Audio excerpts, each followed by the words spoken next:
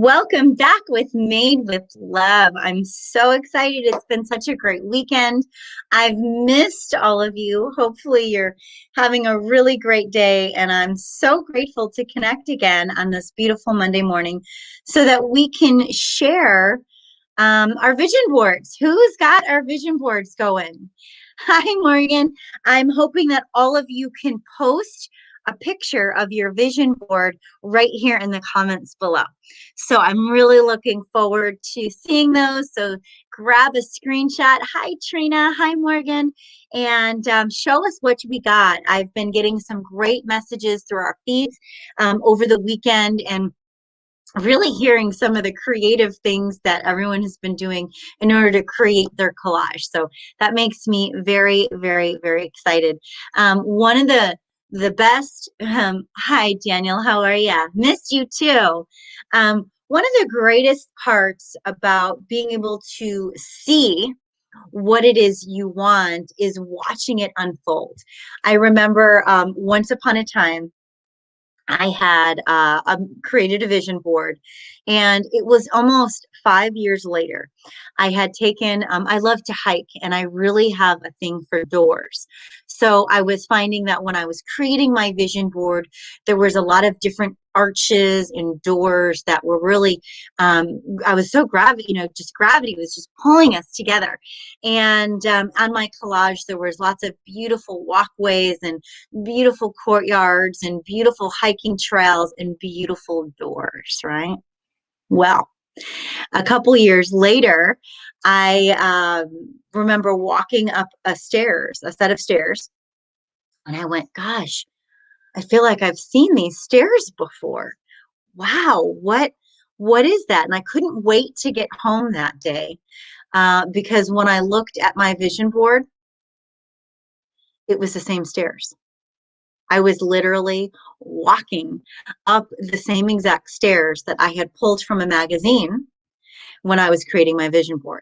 And these stairs were the stairs for the Self-Realization Center at in Encinitas off of Swami's Playground, which is where I live by now.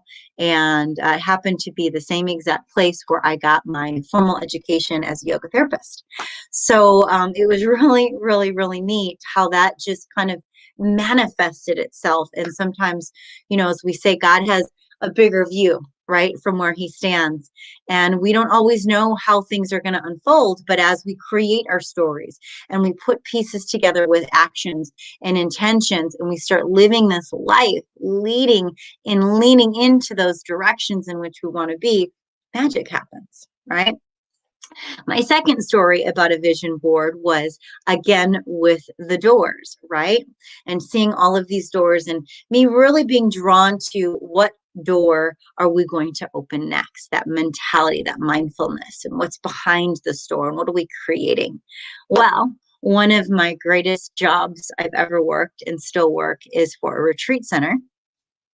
And one of the doors that was on my vision board was the door to the retreat center. Little did I know. And it's called the Golden Door. So pay attention to your vision board and really idolize it, love it, and feed it. You can add to it as often as you want. I have a really huge cork board that I use in my hallway. And it's amazing because you can, with thumbtacks, add and take away different things from your vision board always. And I went a step further and I framed it with a lovely molding frame so it looks pretty on my wall. But for me, and I believe we were talking last time, about different spaces to put our vision boards. And so for me, having that in an open space where when I'm coming and going, I'm always able to see it, but even going a step further, because I'm a lifelong vision board maker, this gives me the opportunity to add things and take things depending on where I am in my month, in my day sometimes, or in the year. So having a cork board and placing that in an area that we, are always going to frequent is another great space to create that vision board. I'm not sure if Mia is with us just yet, but she had found some apps that really showed us some cool, like techie ways to create those vision boards, just like I had suggested from Pinterest. So anyways, I'm looking forward to seeing all of your vision boards. Don't be shy, and just know that as you post them and share, it will definitely inspire all of us. And who doesn't need a little inspiration, right? I do all the time. So thank you for your shares in advance. All right. Let's go ahead and take a breath in together. I'd like to create some intention during our meditation today. All right. So let's get ourselves cozy and comfortable. And let's take a deep breath in. And as we breathe in, let's slowly exhale and soften through our shoulders and relax to the very, very bottom of our spine. And in that space of calm and balance, just check in. Check in with some of the pulses, perhaps the impulses that are triggered within our being. Give them all a moment to surrender. Go ahead and check in with all of our worry. Give our worry a break and an opportunity to take a little break, a little nap while we meditate here in the light. Check in with all of our responsibility. Go ahead and send that responsibility some love, some honor, some respect, and some gratitude for all of the rewards that our responsibilities give us in return.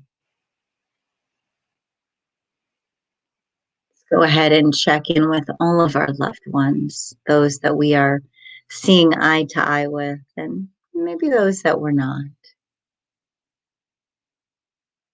And let us all wrap the light around those relationships with love, forgiveness, compassion,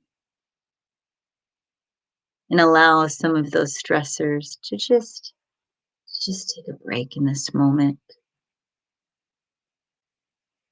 Go ahead and check in with our finances and all of that energy that money can express.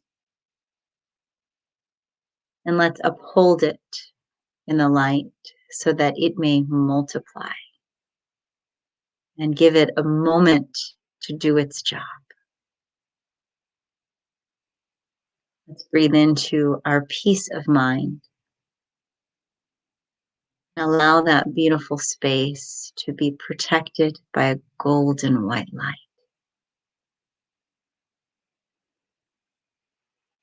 Relieving our hearts and our minds of any tension or stress, and gifting us in this moment all that is needed to restore. Let's take a breath in, starting at the very top of our head, and clear out all of the energy around us and beyond us. Cleansing, clearing, and healing to the highest power and truth that we are ready for at this time. Drawing in the light so that we may absorb through our six senses all that is good, all that is pure, all that is entrusted with love and light. As we bring that light in, let us wipe off our third eye and clear any congestion. Drawing the light into our throat so that we may swallow what is undigested and to give us the gift of expression in the most positive way. Let the light enter our heart now and open it, gifting us space to expand as we breathe. Drawing the light into our solar plexus just As we breathe in, feel this eminence within your lungs and allow that golden ray of strength to empower us completely. Let us bring that energy into our navel and allow our sacral chakra to embody nourishment and give us the energy that only a parent can to their child. May we bring that energy now through to our root chakra, the base of our spine, and allow that energy to ground us into truth as we express all of the pain and the worry and the control and the indifference as we exhale now, leaving that energy to be forgiven and offered the utmost compassion. May we rise that energy from the base of our spine, through us, the top of our head, energetically expressing out light, truth. Breathing in, absorb. Breathing out, relax.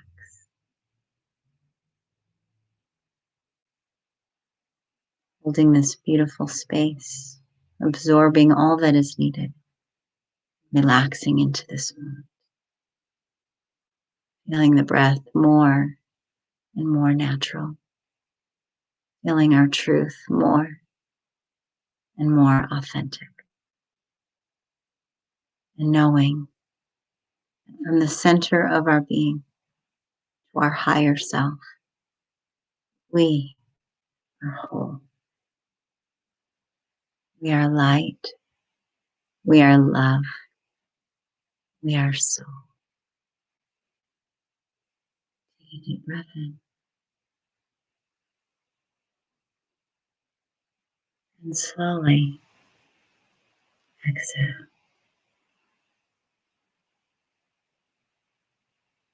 Just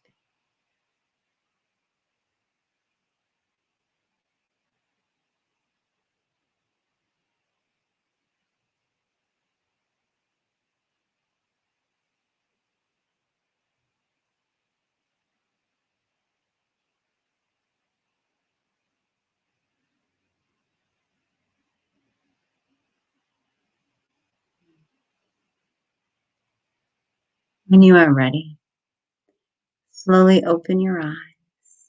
Become more and more present in this moment.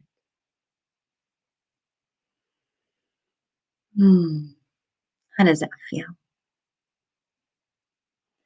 When we take time to go in, we immediately allow ourselves to rest and surrender. We outsource so much energy. Our humanisms are constantly giving, reacting, responding, communicating, moving, being, right? We've talked about all of those components to this point. And I'm so grateful that we have the awareness to those moving parts, because it is in those moving parts that what I'm going to share today becomes whole. Earlier this week, I posted a post that spoke to the revelation between movement and rest, and really creating that balance, right?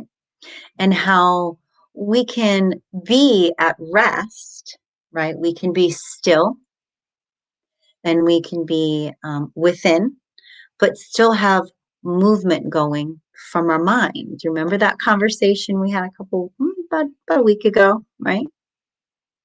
And how getting into the movement of things first had to begin with energy and a thought.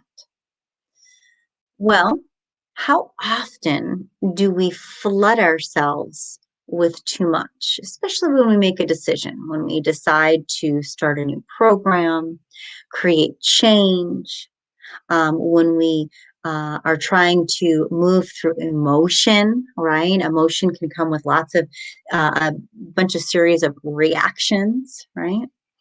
And sometimes that can overwhelm us. And I like to use an expression called flood us, right? Think of a flood. When there's a little bit of water coming through, we can handle it. When there's a little bit of energy coming through, we're good, right? But when there's a surge and there's so much happening, that can be overwhelming, right? I am a science major. I love to study science and especially human anatomy.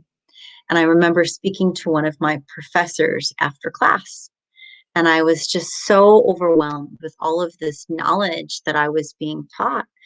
And my professor had said, you know, sometimes learning anatomy, and this is just an example, can feel like standing under a waterfall with a Dixie cup. You're going to be flooded with a lot of information.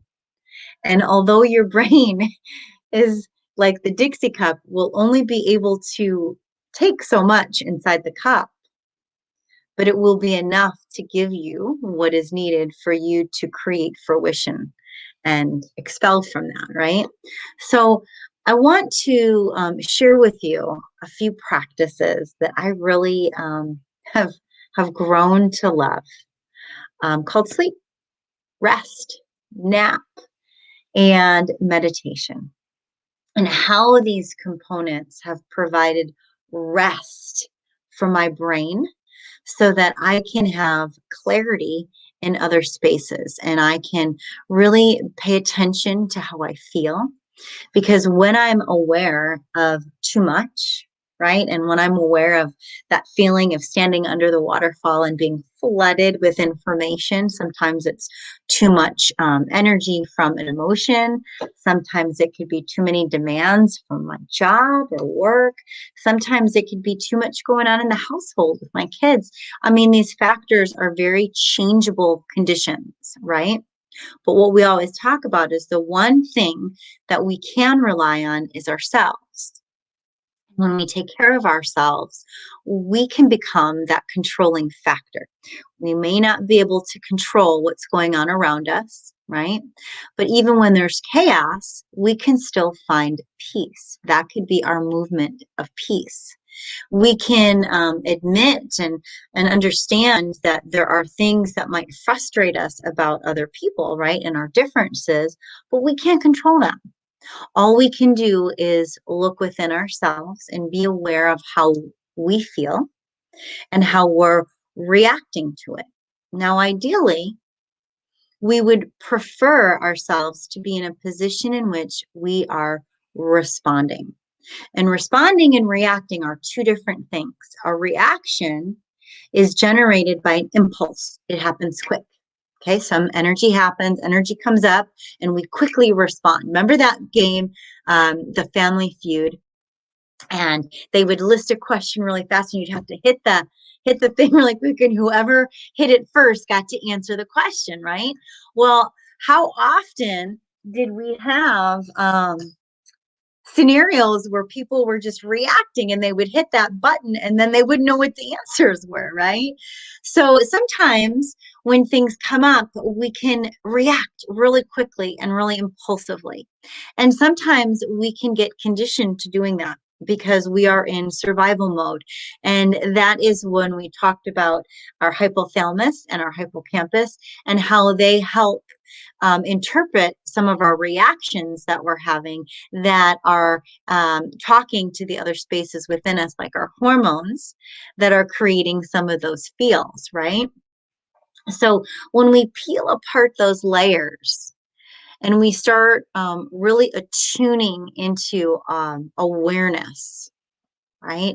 Awareness of what's being projected on us, right? What's coming at us energetically and how that feels. And we understand that element, within our own selves that is developed when we are reacting to something impulsively versus taking the time to be with it and respond, right? The likelihood of us having success in our results and using our tools and feeling really good about things is usually when we are responding from a place of knowing and awareness and self-love versus reacting to energy coming at us projected from a place of impulse. So what I find is that when I feel flooded, when I feel overwhelmed, when I'm feeling sometimes tired or cranky or angry or hungry even, right? I tune in to remember those questions about the wolves. What am I feeding? And I listen to how I'm feeling and what I'm reacting to. And then I allow myself in, to be in and connect with the center of my being. Because I know that when I take time, even if that makes me late on a response, when I take time to respond from a center, from love, my responses are that way. Because I've learned about myself that when I react to some of those emotions or energies, my reactions are emotions and energies right back. And that feeds the abusive cycle in some cases, right? Abuse to myself and others, right? Because it's not kind. It's not compassionate. It's not compassionate to me or another. So I shut down and I allow myself to close my eyes and to go in. And I do it a couple different ways. Sometimes I will just sit in my chair or go outside and face the sun, right? Sometimes I'll lay on the ground to get ultimate grounding.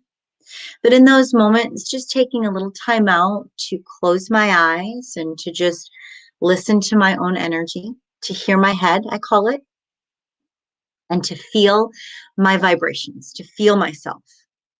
And I love the sun. So I don't sit up there very often, but I do it long enough so I can feel those photons come in and interact with me too, because that energy is beautiful and it really helps me get grounded to my earth elements so that I'm sipping the breath from my senses in a more responsive way than reaction way, right? So meditation.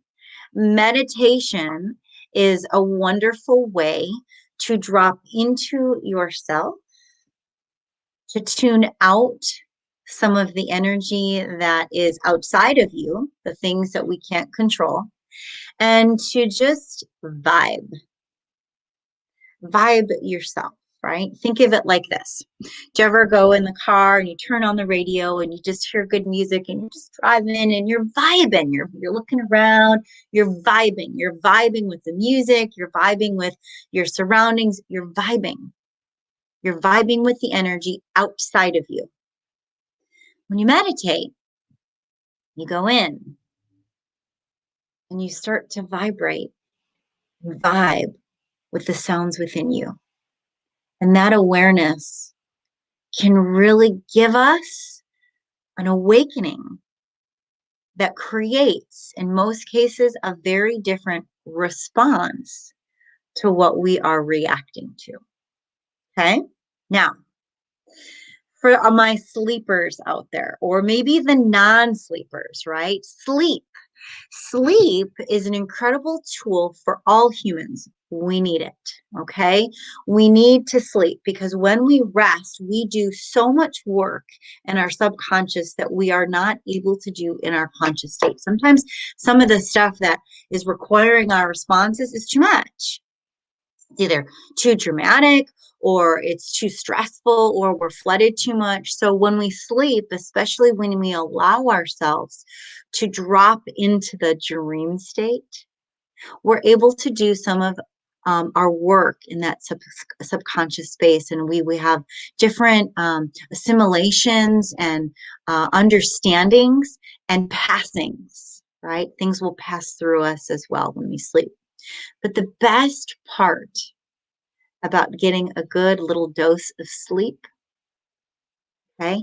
Now here's another analogy. Think of shutting your top of your laptop or turning your computer off completely. You know how there's a choice that says, do you want to shut down or reboot or restart? Say yes. Yes. So create a very cozy space for yourself, because in doing that, it will remind you of that child within. Remember that little boy or little girl that had nap time? And hopefully you were able to do that in a very loving environment where it was cozy and warm. And if not, you now have the opportunity to give that to yourself. So create a safe space. I remember I worked with an amazing healer, Katya, and she and I talked about creating a shock chair. She was always sharing how most of us are walking around in shock because we're reacting to so many different things at once, and we don't really, know what's coming or going, right? So we're just kind of like in shock. So it's so important that we create this safe space for ourselves, right? So she really gifted me with helping me create a shock chair. I call it a nap space now, but it was a great space that was, had a warm blanket and was in a space in my home that made me feel really good. It was by the fire, and maybe I had my favorite books. I always had my dog with me and some crystals. I love crystal. So all of these things, little essential oils, created a safe place for me to just take a break, right? To go there when I was feeling in shock, or I was feeling flooded, or I was feeling overwhelmed. And for a long time in my life, I was healing from trauma of abuse. And so this space really gave me a place to go when I just needed to feel and pull myself back together. So rest is a great place that allows us to shut down. And I encourage you to not just create a space to shut down, but really use it and shut down. Take the choice, turn the computer completely off, and give yourself time consistently to go in. I promise you, just like a child, you may or may not, like it at first, right? They're just like there's some children that say, I'm not tired, I don't need a nap. So you might feel that coming up in you. But like every child, they eventually will fall asleep. And most parents know that rest is really good for their growth, that helps them recover and restore for some of their activities. And so you, as the parent of you, it's your job to make sure that you are well rested. So we talked about earlier in our cycle, making that hour, that time before we go to bed, and giving ourselves that hour to just be with our intentions, to be with our feels, to be with ourselves, and to create a ritual that is loving so that we feel loved up on before we doze off. Because remember, when we do finally get there, we're going to have some great dreams, hopefully. And we want those dreams to be able to solidify some of that work in our unconscious state so that we can rise feeling so much more awakened from that spell, right? So rest, give yourself time, right? And this is where, we talk about intentions and taking those intentions and creating action, right? So give yourself time every day. Maybe make it the same time every day, but get yourself into a little ritual, right? A little habit so that each day you're allowing yourself to take time to rest. And make sure that when you finally do get into that place of rest, you're surrounded by all of your favorite things so that it makes that rest so easy and decadent to just slip into. In fact, Create such an incredible space for yourself that you look forward to it each and every day. Let it be just a blissful moment that you love being in, that you love experiencing, right? And I like to really use this as a tool for me whenever I have to give a speech or have a talk with someone or respond to something that might not be super easy for me at first. I know if I shut down, that when I shut down, I will clear and I will awake, fresh start, clean slate, and I will have what is needed to make that speech, to make that decision, to be in a better space for whatever activity that I need coming after that. So I find that not only is a restful night's sleep as important as our waking moments and what we do, but creating those little moments of rest within our day to just shut down, to go within, and to listen to some of the things that are reacting within us so that we can find our center of our being, breathe into a space of alignment, and then know exactly where we are in all of it so that we can respond from that awakened state of mind. So, your homework tonight, your homework for tomorrow is to rest, to allow your body time to recover, to allow your mind a moment to feel nothing, to just clear so that your spirit can be revitalized and awakened. Rest. Create space for you so that you can respond like the loving being that you are. I hope everything that comes to you in your resting and waking moments be in love and light. And I hope that everything that moves through you is in love and light too. Have a beautiful and blessed day, everyone. Peace.